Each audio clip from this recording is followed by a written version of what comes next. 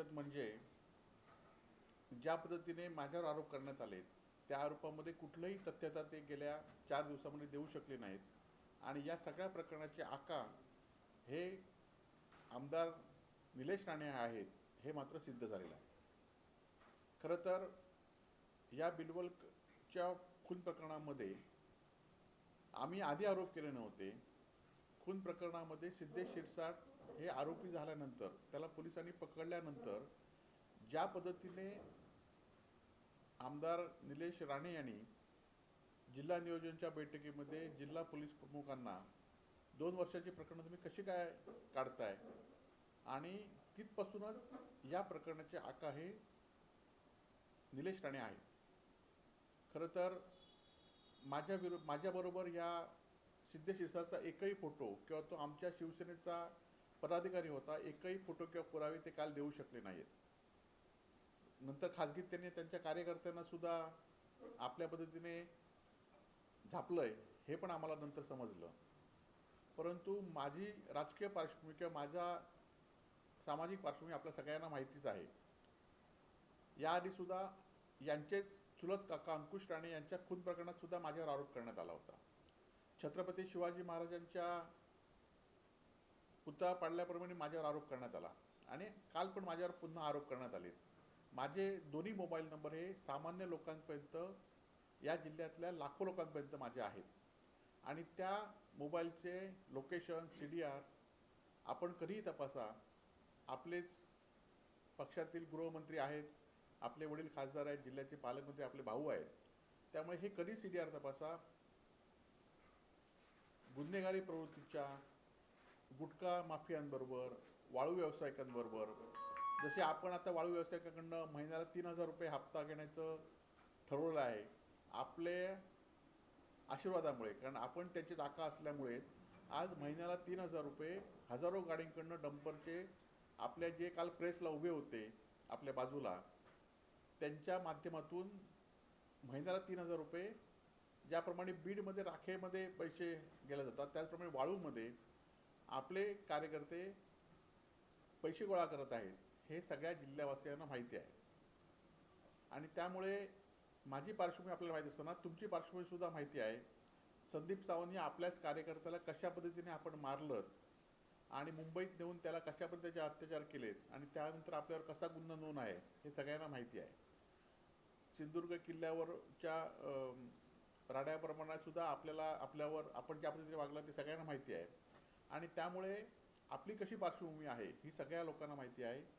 त्याचबरोबर आपल्या कुटुंबाची पार्श्वभूमी गुन्हेगारी प्रवृत्तीची कशी आहे हे मी सांगत नाही, तर आत्ताचे मुख्यमंत्री आणि गृहमंत्री देवेंद्र फडणवीस यांनी भर विधान परिषदेमध्ये रेकॉर्डवर सांगितलेली आहे.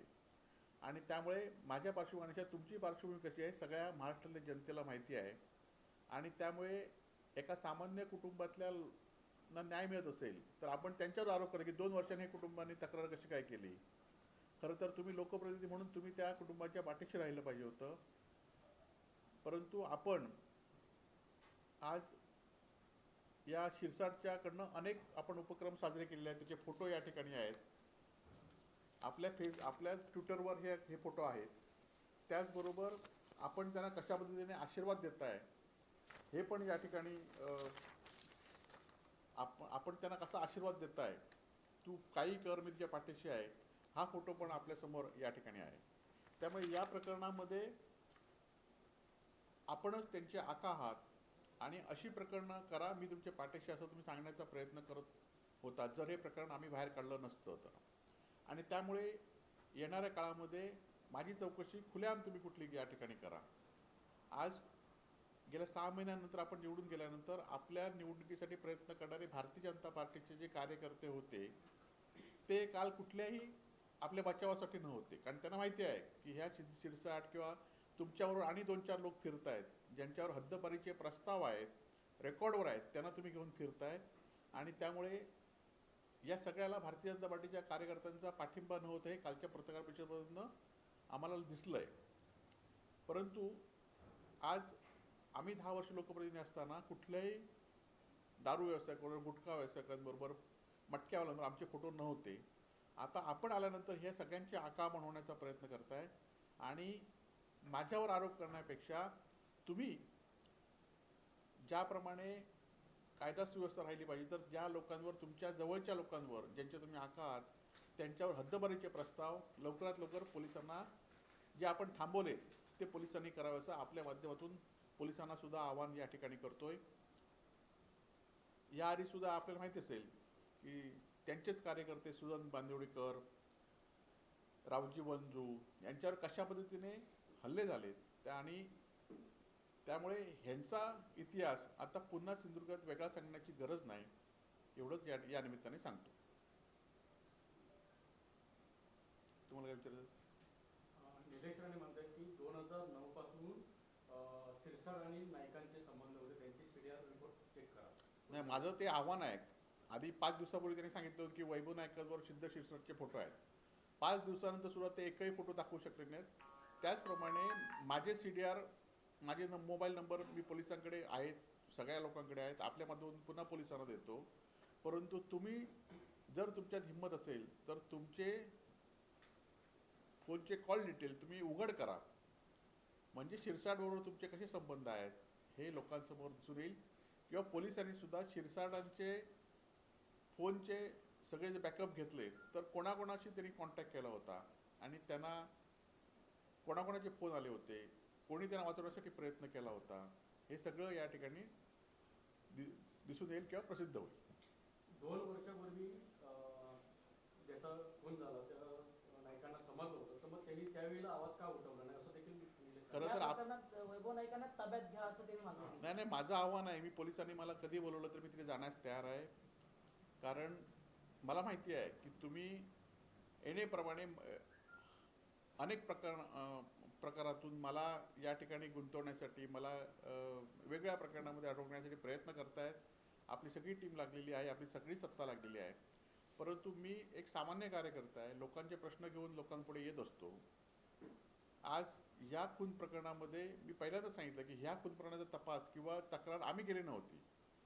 या खून प्रकरणाची वाचा ही शिंदे गटातील या हक्कांच्या 2 कार्यकर्त्यांच्या भांडणामुळे ही लोकांसमोर आली. या कुटुंबियाने, दुर्दैवाने त्या कुटुंबियामध्ये कोण नाही आहे, त्यांचे सक्षम माणूस नाही आहेत, म्हणून त्यांनी पण तक्रार केली की आम्ही पण तक्रार केली की पोलिसांनी सुद्धा हे प्रकरण उघडून काढलं नाही. हे प्रकरण ह्या आकांच्या 2 कार्यकर्त्यांच्या वर्चस्वावरून हे प्रकरण बाहेर आलेलं आहे. आणि हे प्रकरण बाहेर आल्यानंतर सिद्धेश शिरसाटला अटक झाल्यानंतर त्या सिद्धेश शिरसाटला वाचवण्याचा प्रयत्न करणारे आखामुळे हे प्रकरणामध्ये आम्ही भाग घेतला.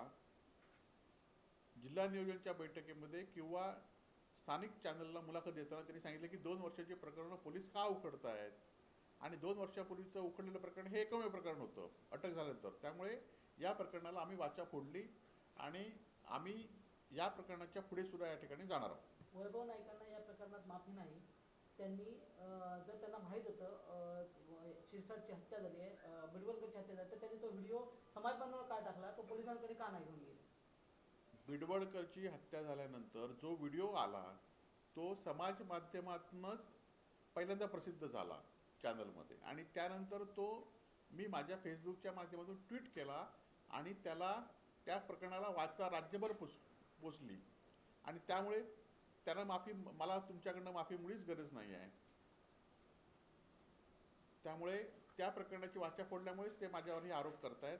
आणि त्यांच्या खरं तर आता मी सांगितले की आणि फोटो माझ्याकडे आहेत त्यांच्याबरोबरचे, पण आता हे फोटो एवढ्यापुरते बरे आहेत, एवढ्यापुरते या फोटोपुरतं आम्ही थांबतो. आणि येणाऱ्या काळामध्ये आम्ही त्याच कुटुंबियांच्या नाही तर अनेक प्रकरणं जिल्ह्यात सुरू आहेत. त्या प्रकरणांमध्ये जरी कोणी आका बनत असेल तरी आम्ही आमच्या पद्धतीने विरोध करण्याचं काम आणि त्या लोकांच्या पाठीशी राहण्याचं काम आम्ही निश्चित करू. सिद्धेश शिरसाट 10 वर्ष वैभव नाईकांना पैसे घेत होता का, आणि ड्रग्सवाली वैभव नाईकांना पैसे घेत होते का, असंही अरे माझे फोन, माझा 10 वर्षामध्ये माझे अनेक कार्यक्रम या मतदारसंघामध्ये झालेत.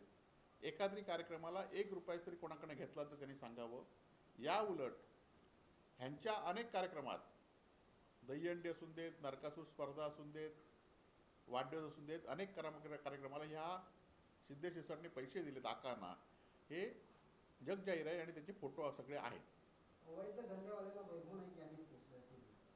आता अवैध धंदे हे सगळे आरोप आता तुमचं सरकार आहे. मी आज एका तरी मंचावर CDR मध्ये हवेत धंद्यावाल्यांवर असतील किंवा तुमच्यावरचे फोटो आम्ही दाखवू शकतो. बरोबर काय? साहेब आपण सातत्याने 2 शिंदे गटांच्या कार्यकर्त्यांचं नाव घेतात. नेमके कार्यकर्ते कोण आहेत ते तुम्हाला माहिती आहे का? त्यांची नावं तुम्हाला माहिती आहेत? नाही, ते योग्य वेळी सगळ्यांना माहिती आहेत. योग्य वेळी पोलिसांकडे ती नावं देऊ. आपण सिंधुदुर्गची बीड सोबत तुलना करून सिंधुदुर्गची बदनामी करताय असं देखील आपल्याला आरोप झाला. नाही, गुन्हेगाराची प्रवृत्तीनंतर जर गुन्हेगारी करत असेल तर आम्ही त्याविरोधात आवाज उठवणं ही बदनामी होऊ शकत नाही. उलट बदनामी कोण करते की महाराष्ट्राचे माजी मुख्यमंत्री उद्धव ठाकरेंना जिल्ह्यात आणू देणार नाही, वैभव नाईकांना जेलमध्ये टाकणार, त्यांच्या घराला टाळं ठोकणार, या सगळ्या गोष्टी कोण करतायत? त्यामुळे ते बदनामी करतायत. आम्ही अन्यायाच्या विरुद्ध लढतोय आणि आवाज उठवतोय. आता ना सावडावच्या प्रकरणात साहेब बोलतो तुम्ही. ते साहेब हां. एक थोडा राज्य लोक प्रश्न आहे. हां. लाडकी बहीण योजनेचे 21 रुपये योग्य वेळी देणार, त्याशिवाय जिल्हा परिषद पंचायत समितीच्या निवडणुकीत आम्हाला मतं मिळणार नाहीत याची आम्हाला माहिती आहे. वैद्यकीय शिक्षण मंत्री हसन मुश्रीफ यांनी वक्तव्य केलं. खरं तर कालच्या विधानसभेच्या निवडणुकीमध्ये लोकसभेच्या निवडणुकीच्या पराभवानंतर त्यांना माहिती होतं की आपण ह्या योजना जाहीर नाही केल्या तर आपला पराभव होणार आहे. आणि म्हणून लाडक्या बहिणींना लाडकी बहीण सगळ्या बहिणींना पैसे दिलेत. आज जवळजवळ राज्यातील 23 लाख महिलांचे पैसे आज कमी केलेत आणि या महिन्यात आता 500 रुपये देणार म्हणून सांगितलेले आहेत. त्यामुळे निवडणुकीपुरत्या महिलांचा वापर केला. महिला त्यांना निवडणुकीमध्ये निश्चित धडा शिकवतील म्हणून स्थानिक स्वराज्य निवडणुका घेत नाहीत. आज हसन मुश्रीफांनी आपली जी काय सत्ताधारी आमदारांमध्ये जी ती भूमिका आज मांडली आहे. आणि परंतु ही लोकांनी आणि महिलांनी याचा विचार करून येणाऱ्या निवडणुकीमध्ये त्यांचा पराभव झाल्याशिवाय राहणार नाही. तर स्वारगेट बलात्कार प्रकरणी एसटी बस स्टँडमध्ये जुन्या भंगारात पडलेल्या एसटी बस आहेत ते अद्यापही हटवलेल्या नाही. अशीच परिस्थिती इतरही बस डेपोमध्ये आहे. परिवहन मंडळ जे आहे ते कुठेतरी दुर्लक्ष करतं असं वाटतं. स्वारगेट अत्याचार प्रकरणात पूर्णपणे चुकीच्या दिशेने तपास सुरू होता. स्वारगेटच्या बस स्टँडवर महिलांवर अत्याचार झाल्यानंतर खरं तर एखाद्या अशा अत्याचारानंतर ती जो काय ज्या ठिकाण असतं, मग गाडी असेल, घर असेल, हॉटेल असेल, ते सगळ्या खोल्या सील केल्या जातात. परंतु स्वारगेटमध्ये असं झालं नाही. त्यामुळे त्याच्यामध्ये अक्षम असं दुर्लक्ष करण्यात आलेलं आहे. परंतु आपण सांगितल्याप्रमाणे नुसत्या बसच नाहीत तर हायवेला अनेक गाड्या उभ्या असतात, अनेक वर्ष उभे असतात. त्यामुळे अशी सुद्धा अवैध व्यवसाय होऊ शकतात. एक्साईजच्या बाहेर अनेक गाड्या उभ्या असतात. त्यामुळे पोलीस स्टेशनच्या आणि जप्त केलेल्या अनेक गाड्या वेगवेगळ्या ठिकाणी उपलब्ध असतात. त्यामुळे अशा गाड्यांना परिवहन विभागाने सगळ्यांनीच कारवाई केली पाहिजे, तरच हे असे गुन्हे आहेत ते थांबतील. विरोध होतोय. पर्यावरण प्रेमी असतील किंवा नागरिकांनी याला विरोध केलाय. शिवसेना म्हणून तुमची भूमिका काय? नाही, शिवसेना म्हणून आमची भूमिका पहिल्यांदा असते की आम्ही कुठल्याही गोष्टीला विरोध करत नाही. जर स्थानिक लोकांनी एखाद्या गोष्टीला, प्रकल्पाला, रस्त्याला विरोध केला तर तो योग्य असेल तर शिवसेना त्यांच्या पाठीशी ठामपणे उभे राहणार आहे आणि ही शिवसेनेची भूमिका नेहमीच असते.